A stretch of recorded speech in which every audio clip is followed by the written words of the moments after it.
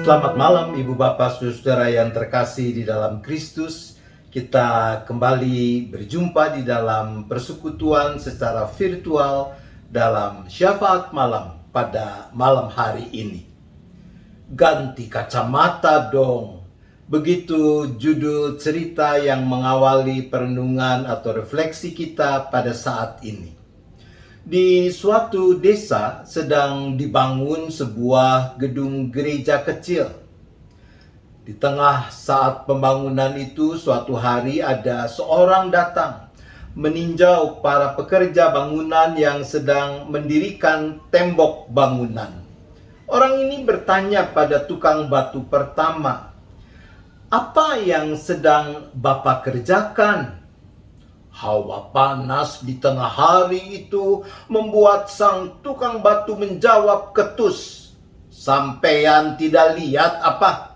Saya kan sedang menumpuk batu-batu bata ini dan menyemennya."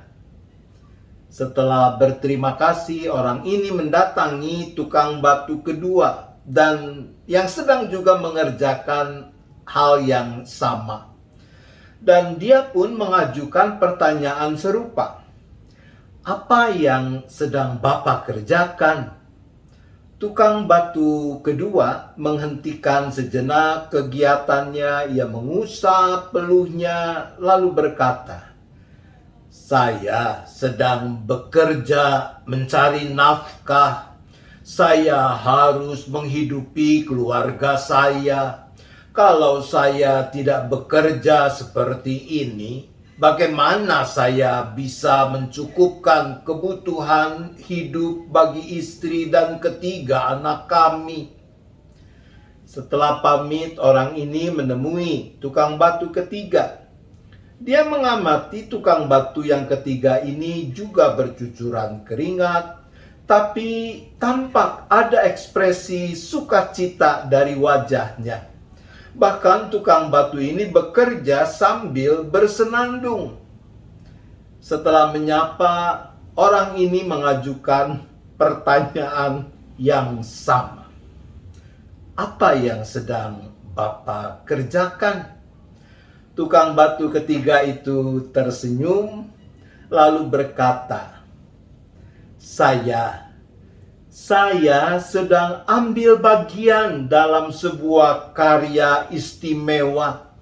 Karena nanti di sini, di dalam bangunan ini, akan terjadi persekutuan antara umat dengan Tuhan dan umat dengan sesama. Saya sungguh bersyukur mendapat kesempatan istimewa ini, yang dengannya saya dapat memuliakan Tuhan. Ibu bapak saudara yang terkasih, ketiga orang tukang batu itu mengerjakan hal yang sama. Namun masing-masing punya pemaknaan yang berbeda tentang apa yang dikerjakannya. Buat yang pertama, yang ia kerjakan tidak lebih dari sekedar menumpuk batu bata dan menyemennya. Sementara bagi yang kedua, apa yang dikerjakannya itu dimaknai sebagai sumber nafkah buat kehidupannya serta keluarganya.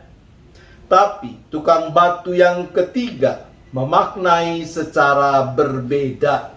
Bagi dia apa yang dikerjakannya bukan sekedar menumpuk dan menyemen batu bata, juga bukan melulu untuk mendapatkan nafkah, namun sebagai kesempatan untuk ambil bagian dalam karya Tuhan sendiri, turut membangun sesuatu yang akan menjadi sarana guna merawat persekutuan dengan Tuhan dan dengan sesama.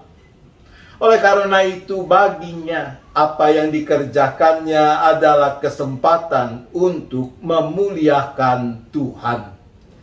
Di dalam surat Kolose pasal 3 ayat 17 dikatakan, "Dan segala sesuatu yang kamu lakukan dengan perkataan atau perbuatan, lakukanlah semuanya itu dalam nama Tuhan Yesus, sambil mengucap syukur oleh Dia kepada Allah Bapa kita."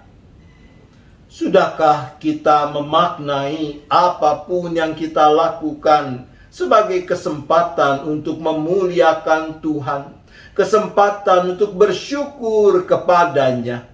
Entah kita melakukan pekerjaan rumah tangga, entah kita melakukan pekerjaan sebagai karyawan di perusahaan apapun, entah kita mengelola usaha kita sendiri, entah kita melakukan berbagai pelayanan di gereja ataupun di dalam masyarakat, dimanapun, kapanpun, apapun yang kita lakukan, dengan siapapun kita berelasi, sudahkah kita memaknainya dengan benar?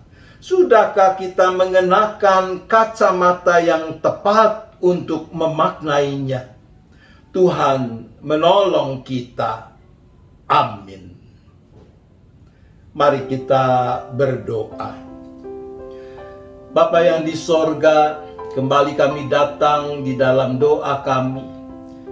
Ketika kami merenungkan apa yang sudah kami lakukan dalam hidup ini, maka kami mohon pengampunan ketika di sana sini ternyata kami suka melakukan sesuatu tanpa pemaknaan yang benar.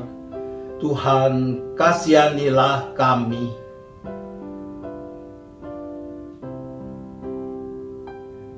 Ya Bapa, berilah kami kekuatan, berilah kami kemauan agar mampu melakukan apapun dalam relasi dengan siapapun, melakukan yang kami yakini itu bisa kami pertanggungjawabkan di dalam nama Tuhan Yesus, sambil mengucap syukur kepada Allah. Ya Bapa, tolonglah kami.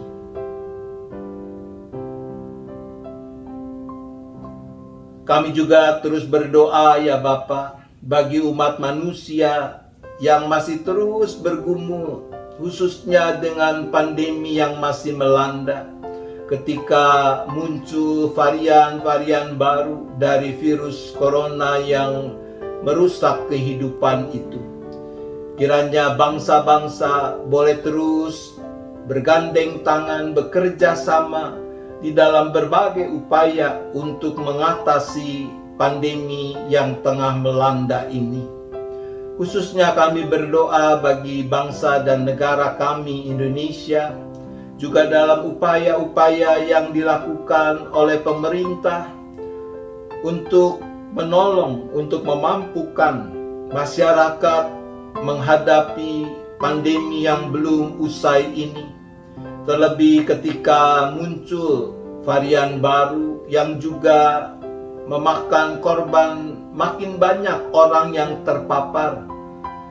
Ya Bapa, kami berdoa bagi rencana pemerintah untuk melanjutkan vaksinasi massal dengan pemberian juga vaksin yang bersifat sebagai penguat atau booster yang direncanakan sudah mulai diberlakukan bagi kelompok masyarakat lanjut usia dan mereka yang rentan di dalam menjalani keseharian hidup ini.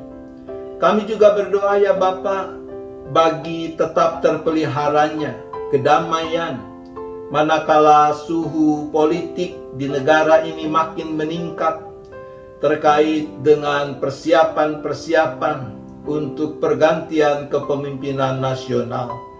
Kiranya Tuhan yang tetap memberi keteduhan hati, yang memberikan hati nurani yang jernih kepada setiap anggota masyarakat, agar melakukan tetap hanya apa yang benar di dalam dinamika kehidupan politik di negeri ini. Ya Bapa, kami juga berdoa bagi gereja di dalam menjalani berbagai aktivitas dalam hidup persekutuan, pelayanan, dan kesaksiannya. Di tengah-tengah segala ketidakpastian yang selalu bisa terjadi di masa pandemi ini, Tuhan Engkau berikan hikmat, berikan kebijaksanaan, sikap kehati-hatian, tapi bukan dikuasai ketakutan dalam diri para pemimpin gereja, termasuk jemaat GKI Gading Indah, supaya kebijakan-kebijakan dalam mengatur berbagai aktivitas dalam kehidupan gereja sungguh-sungguh bisa dipertanggungjawabkan. Ketika kami masih perlu tetap menyelenggarakan berbagai aktivitas secara daring, secara online, biarlah itu tidak mengurangi semangat, tidak mengurangi gairah dari anggota dan simpatisan untuk ambil bagian dan tetap bertumbuh bersama-sama selaku tubuh Kristus melalui berbagai kegiatan tersebut.